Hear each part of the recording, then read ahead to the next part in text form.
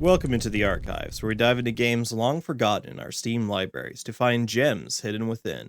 Crispy critters, comrade! We have a bit of a situation. The USSR has decided they wanted to be the smart boys, and now have their goo all over the world, inside everyone. It's up to you to stop the gooey robot malfunction before they gunk up the entire world order. Grab your Atomic Heart pamphlet, and let's go see what this game has to offer. Atomic Heart is a first-person survival action-adventure game, where we play as our Stevie main character, P3. An ex-soldier with a fuzzy past and a polymer glove with a goo AI named Charles. Together, you fight robots and plant zombies to help you stop the robots from going full iRobot on everyone. I'll be covering some spoilers of the game, but we'll have a warning and a place where you could skip ahead if you don't want to be spoiled. I will also give a small review on the DLC at the end. This review mainly covers the main game until the end. Let's start with the gameplay and music. Holy crap, does this game deliver on the combat and music. If you're familiar with the BioShock series, this game has a similar feel, but less clunk and more fluidity to it. This probably comes from the fact that your character can dodge in any direction, and with upgrades can even be a more devastating foe. This game does very well making all the enemies feel unique on how they approach murdering you. Learning attack patterns and body language can help you immensely in weaving around fights without you becoming a puddle of polymer. You get a series of tools to help you do the necessary destruction to stop the onslaught of enemies, ranging from a small, nice variety of melee weapons that have interesting upgrades that change the playstyle of the weapon, followed up with a mostly standard array of ranged weapons, pistol, machine gun, shotgun, rocket launcher, with a few energy weapons to add a little spice. The weapon system I feel leaves a little bit more to be desired, but overall is satisfying for murder. Plus you have powers to add to your arsenal, being shock and then 2 other of your choice from a small selection.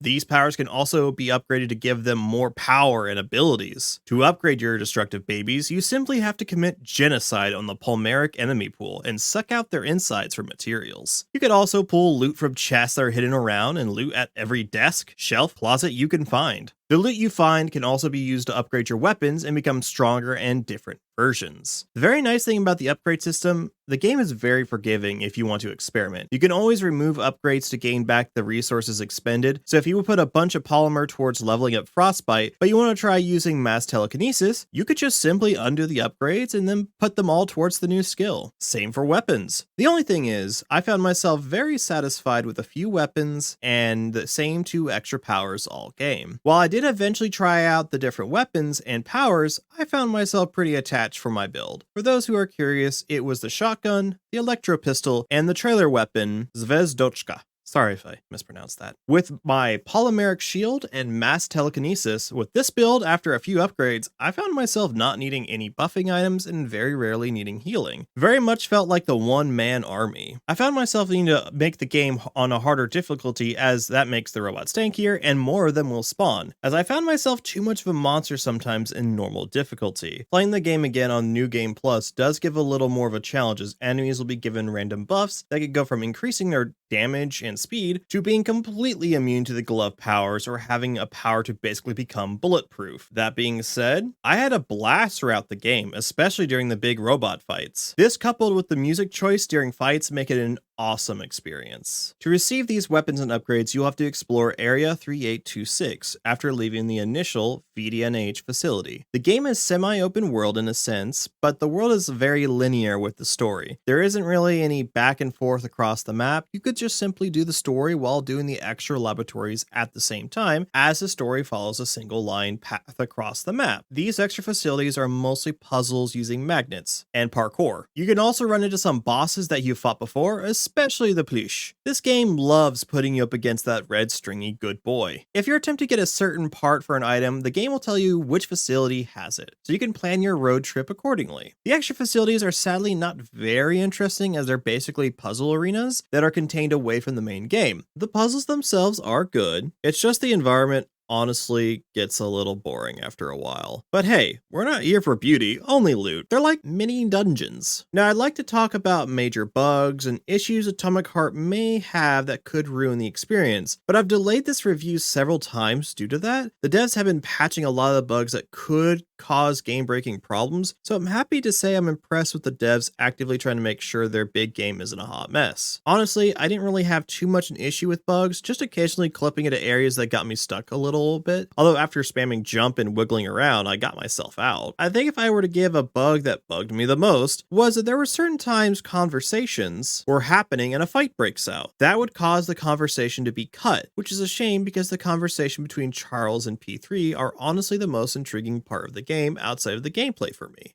They actually seem to bug fix some of these issues, especially between chirpers, which are the audio logs in the game, and the in-game dialogue pausing one to let the other play, then to continue after. It's not completely fixed, as playing through New Game Plus afterwards still had some areas that caused conversations to die randomly. Let's get into P3 and the story. The non-spoiler review is that the overall setting was really interesting, the story on how it's presented was okay, and the relationship between Charles and P3 was weird. However, my favorite part of the overall story is the philosophical discussions between you and Charles regarding the main plot. So I'm going to go into some slight spoiler territory, but nothing that will actually spoil the ending. Skip here if you want to skip. Are we all good? Good. Now, the problem is P3 is suffering from true memory loss due to a war injury. You're healed with polymer in a way that's not usual yet, which leads to some strange emotional outbursts, plus some weird mind shenanigans throughout the story. Plus, we get a little bit of BioShock Little Sister mind shenanigans around the end of the story, but I won't spoil exactly how it works. So in my opinion, the most intriguing part about the story was the relationship between P3 and Charles. Sadly, it suffers from some writing quirks that I'm not so sure I'm a big fan of. Essentially, it feels like P3 is being a complete dick to Charles for no reason, and goes on very loud tangents on Charles that seem to come out of nowhere. Granted, our character is suffering from some mental issues due to the injury, but the writing doesn't lend itself to even clue you in on something is off here other than just how abrupt and janky the conversation is. I don't think this is a translation issue, but rather some scripting issue. I think the story also suffers a little bit by the fact that we start off with Charles at the beginning, and not starting off, say, with us being given Charles, then having their relationship be tested throughout the story, and have their philosophical debates before the true ending of the story. Also, some more time with our glorious leader scientist as our character adores him. That way we can feel the conflict in the game more, and affect how we feel about the ending. The main game has two endings, which initially I thought one ending was the true ending until the DLC came out and I had it backwards. You don't need to worry about your choices or anything throughout the game, as it mostly comes down to a single decision at the very end. You'll know it when you see it. Weirdly enough, it's timed? I've also noticed weird gaps and pauses in conversation. Sometimes the game lingers a little too long on a pause very strangely. For me, the game felt very strange and some emotional reactions between characters at random places. My story issues aside, I think the story is fine and serviceable. It just needs some TLC on the script and writing and the direction for the line delivery. So after months of delay, did I enjoy Atomic Heart? I really did. I think it's an awesome, interesting first game for the company. I think you can definitely see some very awesome talent in the team. Just needs to work on certain aspects in development, and we could have ourselves a very new, awesome AAA studio. I won't say anything outstanding or groundbreaking, but a decent experience and a lot of fun in the gameplay. Maybe a bit of a hit or a miss for those who are looking for a BioShock feeling. I think if I were to give some feedback on the puzzles, however, I would say in the future games, maybe pull back on the puzzles just a little bit. It did feel like there was a lot. Also fix the narrative delivery in the English version, as it feels way too clunky. I'm not sure if the Russian version is any better, as I don't speak it. Maybe if you're looking to murder a bunch of robots and plant zombies, give Atomic Heart a try. Now, to discuss the DLC. This gave me a big whirl on how I thought the endings were supposed to be. Again, warning about spoilers here in regards to the main game. Pause for people to leave who are not interested. Good?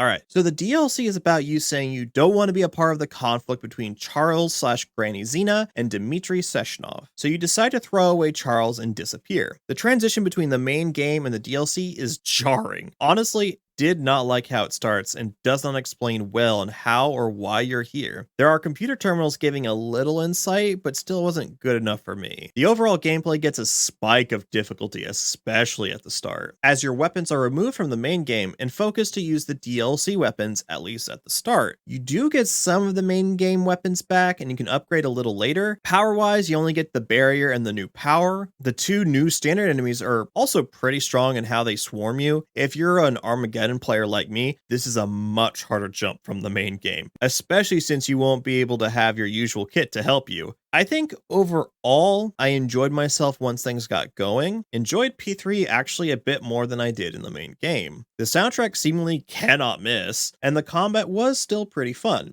Albeit it was a bit focused on the new enemies and for pretty much most of it. Also, if you find a goose, or should I say when the goose finds you, he is mostly there just to spout references and taunt you. Just try not to pet it or you'll find out why geese are meant to be feared. Overall, I think the DLC is worth it. I'm interested to see if the DLC's future will continue this storyline or maybe also do one or two on the other choice. We will have to see. Hey guys, sorry about the long wait on this video. It's been a while. I'm hopefully going to get myself back in the full swing, but we will see. No hint on the next game, but can't wait to see what the archive has to offer. Until then, enjoy the archives.